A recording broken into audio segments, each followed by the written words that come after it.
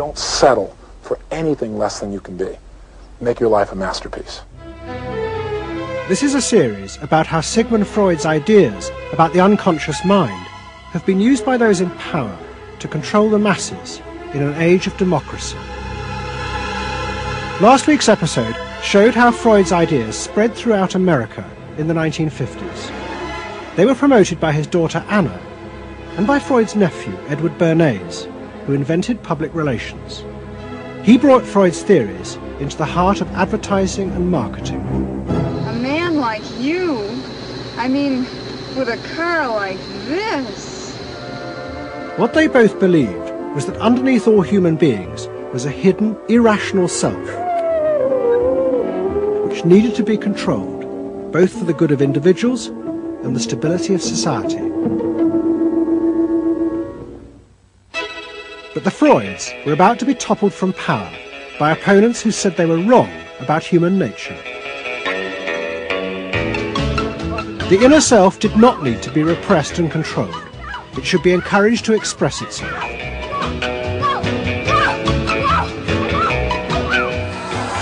Out of this would come a new type of strong human being and a better society. But what in fact emerged from this revolution was the very opposite. An isolated, vulnerable, and above all greedy self, far more open to manipulation by both business and politics than anything that had gone before. Those in power would now control the self, not by repressing it, but by feeding its infinite desires.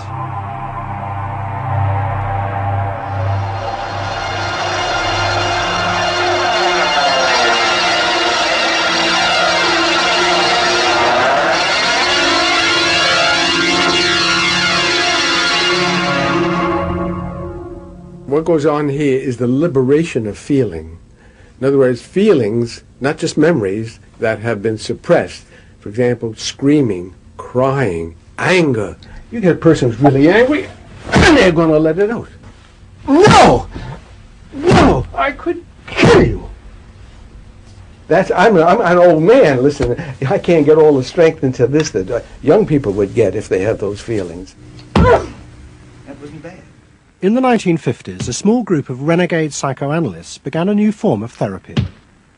They worked in small rooms in New York City and encouraged their patients to express their feelings openly. I want help. I do. I want help. It was a direct attack on the ideas of the Freudian psychoanalysts, who had become rich and powerful, teaching Americans how to control their feelings. In Freud's work, you see, they were afraid of the feelings. They believed that what they wanted was contained people, very proper, doing the right thing and living a proper life. That's what they wanted. But not an intense emotional life. Freud wasn't emotional himself. I mean, he's an intellect, Freud. I was an intellect too, I know, but I'm also more than that now. The leader of this group was a man hated by Freud and his family. He was called Wilhelm Reich. Reich lived an isolated life in a house he had built for himself in remote mountains near the Canadian border. Reich originally had been a devoted disciple of Freud's in Vienna in the 1920s. But he had challenged Freud over the fundamental basis of psychoanalysis. Freud argued that at heart, human beings were still driven by primitive animal instincts. The job of society was to repress and control these dangerous forces. Reich believed the complete opposite. The unconscious forces inside the human mind, he said, were good. It was their repression by society that distorted them. That was what made people dangerous. Reich and Freud had two fundamentally differing views about what was essential human nature. At its core, Freud saw an uncontrolled, violent, warlike, raging inferno of emotions. Reich said these things are not the way human beings are originally destined to be. They're the result of not permitting the original impulse to express itself. The underlying natural impulse, Reich argued, was the libido, sexual energy. If this were released, then human beings would flourish. But this idea brought him into direct conflict not only with Sigmund Freud, but Freud's daughter Anna, who believed that the sexual forces in humans were dangerous if not controlled. My father thought that you should liberate the libido and have freedom, and he developed a theory rather early that neurosis were due to lack of good orgasm, or any orgasm.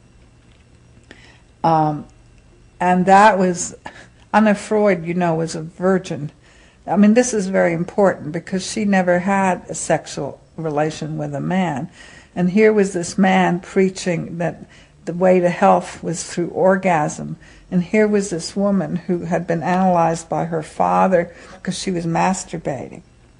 So here's this woman who's opposed to sexuality, really, and here's this man who's preaching sexual freedom. I mean, there was bound to be a clash, wasn't there?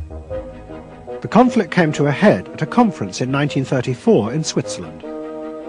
Anna Freud, who had by now become the acknowledged leader of the psychoanalytic movement, forced Wilhelm Reich out. She destroyed his career. She got rid of him, very definitely. And I guess part of what I'm doing is getting rid of her. Explain. Well, I think that Anna Freud shouldn't get away with what she did, that it should be known. Maneuvering to get him kicked out of the International Psychoanalytic Association. So you're taking revenge? You might say so. Right? Or wronging a right. No. Righting a wrong. You better cut that one out. Isn't that called a Freudian slip? Yes, it is. Reich fled to the United States and built his home and a laboratory. His ideas became grandiose to the point of madness. He was convinced that he had discovered the source of libidinal energy. He called it orgone energy, and Reich built a giant gun, which he said could capture this energy from the atmosphere and concentrate it onto clouds to produce rain. He also said that the gun could be used to destroy UFOs, which threatened the future of the world. In 1956, Reich was arrested by the federal authorities for selling a device that he said used orgone energy to cure cancer. Reich was treated as a madman. He was imprisoned, and all his books and papers burnt on the order of the court.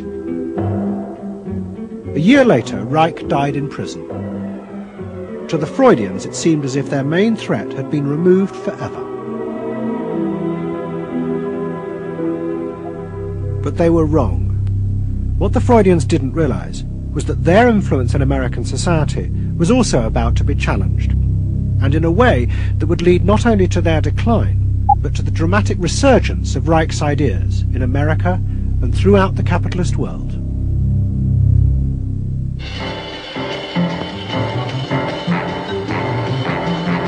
The consumer is king. His whim makes or unmakes manufacturers, wholesalers, and retailers. Whoever wins his confidence wins the game. Whoever loses his confidence is lost.